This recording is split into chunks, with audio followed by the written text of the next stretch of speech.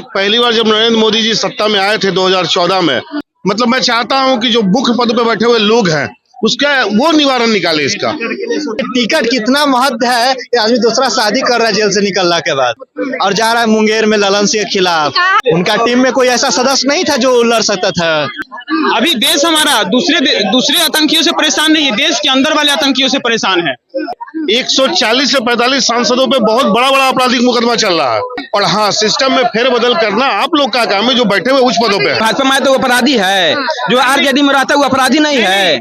सही बात को जाहिर किया। मेरा इंटरव्यू अभी तक उस चैनल पे नहीं चढ़ा है। क्योंकि ये सिस्टम आपके हाथ में, इसको खत्म करना ना करना आपके अधिकार में, मेरे अधिकार में नहीं है। ना हम इस्लाम को खत्म कर सकते हैं, ना कोई हमारे सनातन को। और जो लोग ये बोलते हैं ना, वो कहीं ना कहीं तलवे चाटने वाले लोग हैं। जो कुख्यात अशोक महतो की जो पत्नी है उनको टिकट का सिंबल मिल गया है और आरजेडी द्वारा उनको सिंबल दिया गया है। यहाँ पे जनता है, उनसे जानेंगे कि क्या सिंबल देना उनको सही है। क्या लग रहा है, कुख्यात अशोक महतो की पत्नी को सिंबल बटा गया है आरजेडी से? प्रॉब्लम क्या, सदियों से ये प्रॉब्लम रहा है कि बिना मतलब इस तरह के लोगों से पार्टी चलती ही नहीं है।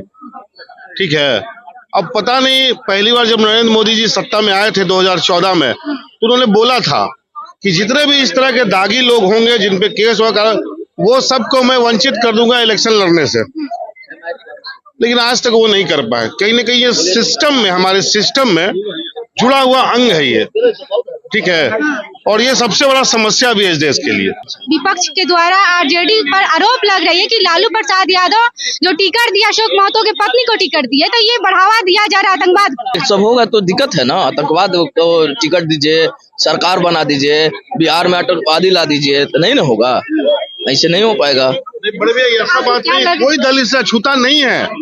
ये हमारे सिस्टम में ऐसा घुस गया है, जो कैसे निकलेगा इसका मतलब मैं चाहता हूं कि जो मुख्य पद पे बैठे हुए लोग हैं उसका वो निवारण निकाले। इसका ठीक है, ये प्रॉब्लम है इस देश का। टिकट के लिए अशोक महतो शादी की कर लेते हैं, तो क्या कहिएगा इस पे? क्या टिकट देना सही है आरजेडी? समझिए कि टिकट कितना महत्व है कि आदमी दूसरा शादी कर रहा है जेल से निकलने के बाद। अब 62 साल की उम्र में, ये भी एक गौर कीजिए कि बुढ़ापा आ गया था उसका और जा रहा है मुंगेर में ललन सिंह के खिलाफ। अशोक महतो का कहना है कि ये पब्लिक कह रही थी कि आप लड़िए, हम चुनाव लड़िए, हम लोग साथ हैं और शादी कर लीजिए, इसलिए हम शादी किए। उनका टीम में कोई ऐसा सदस्य नहीं था जो लड़ सकता था। कोई तो सदस्य होगा ही, तो समझे कि मेरा अपना पेट भरना चाहिए, इसलिए शादी किए कि मलाई के मलाई भी मिल जाएगा और टिकट के टिकट मिल जाएगा। अच्छा, सीधा बात है।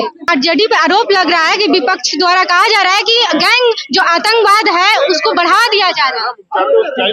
देखिए, ज्यादा मैं कुछ नहीं कहना चाहूंगा, बस यही कहना चाहूंगा कि जब से बीजेपी सरकार आई है, आतंकी का जो हमला था वो बंद था। अगर देश के अंदर ऐसा हो रहा है तो ये साफ जाहिर है कि विरोधी करवा रहे हैं और ऐसा कर रहे हैं। अभी देश हमारा दूसरे आतंकियों से परेशान नहीं है, देश के अंदर वाले आतंकियों से परेशान है। अच्छा, आप क्या सोचते हैं, क्राइम को बढ़ा आरजेडी द्वारा दिया जाता है? मैम, फिर आप गलत कोट कर रहे हो। आप आरजेडी को टारगेट क्यों कर रहे हो? मैंने बोला ये विपक्ष के द्वारा कहा जा रहा है। फिर तो विपक्ष से पूछे ना। आज आपको 303 सांसदों में 140 से 45 सांसदों पे बहुत बड़ा बड़ा आपराधिक मुकदमा चल रहा है बीजेपी में। तो मैं बार बार, ये सिस्टम में ऐसा समा गया ये चीज, जिसे निकलना बहुत मुश्किल है।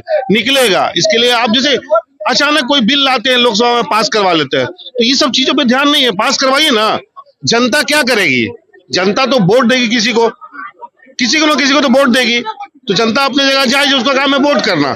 और हाँ, सिस्टम में फेरबदल करना आप लोग का काम है जो बैठे हुए उच्च पदों पे है। अपराधी लोगों का जो टिकट दिया जा रहा है वो अपराधी है। जो भाजपा में तो वो अपराधी है, जो आरजेडी में रहता है वो अपराधी नहीं है। कांग्रेस में रहने वाले, जब कांग्रेस के सरकार में 2:30 बजे रात को कोर्ट खुलवाया गया था, क्या वो सही था? वो अपराध नहीं था? एक मिनट, वो अपराध नहीं था, वो अपराध नहीं था। और ये लोग जैसे कि आप पत्रकार हैं और आपको ये बोले कि आप आरजेडी को टारगेट, अरे महाराज आपको पूछने का काम है, तो ये हम तय नहीं करेंगे कि आप किसको टारगेट करिए। आपको पूछने का काम है, आपका हक है कि आप किसी भी पार्टी के बारे में पूछ सकती है। सिर्फ हम अपना सलाह दे सकते हैं, आपको हम सजेशन नहीं दे सकते कि आप किस पार्टी के बारे में पूछ। पत्रकार का मतलब क्या होता है बाबू? जान लो, पत्रकार का मतलब होता है स्वतंत्र। जो आरोप आप दूसरे पार्टी पे लगा रहे वही आरोप जो पार्टी है उस पर भी लगाना होगा आपको। नहीं बिल्कुल।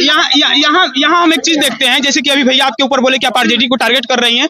मैं खुद अभी बहुत सारे न्यूज चैनल का नाम बताऊंगा जिसपे मैंने इंटरव्यू दिया और सही बात को जाहिर किया। मेरा इंटरव्यू अभी तक उस चैनल पे नहीं चढ़ा है,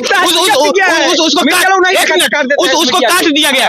मैं ये नहीं बोलूंगा कि मीडिया बिक गया है, मैं ये नहीं बोलूंगा, लेकिन उस चीज को काट दिया गया है। तो क्या वो लोग बीजेपी को टारगेट नहीं करते हैं? नहीं है, क्यों नहीं करते हैं? मीडिया वाला लोग, हम लोग जनता है, एजेंडा चलाया जाता है मैम, हम लोग जनता है, ठीक है। पहला एजेंडा चलाया जाता है। आपको पता है जब हम वायरल हुए थे तो मेरे पास 4 नंबर से कॉल आया था, 1100 रुपया भी मुझे एक पार्टी के लिए बोलने के लिए पैसा दिया जाता है। किस टाइप का एजेंडा चलाया जाए? इन्होंने बोला कि मेरी वीडियो काट दी गई, ये की वो की।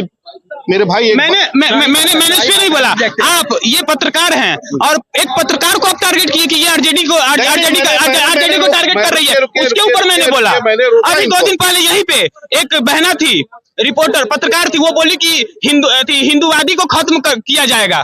क्या वो पत्रकार होकर ये उनका ये बोलना सही था? तो ये बिल्कुल एजेंडा है यहाँ पे बिल्कुल एजेंडा है, बिल्कुल है, बुलवाया जाता है। ये जाहिलियत है ना, ये सबसे बड़ी जाहिलियत है। ये कह देना कि हम बात हम आपको बोल देते हैं कि कोई भी बोलता है ना कि हिंदूवादी को खत्म कर देंगे, एक माँ के गर्भ से 9 बार पैदा लेना पड़ेगा खत्म करने के लिए।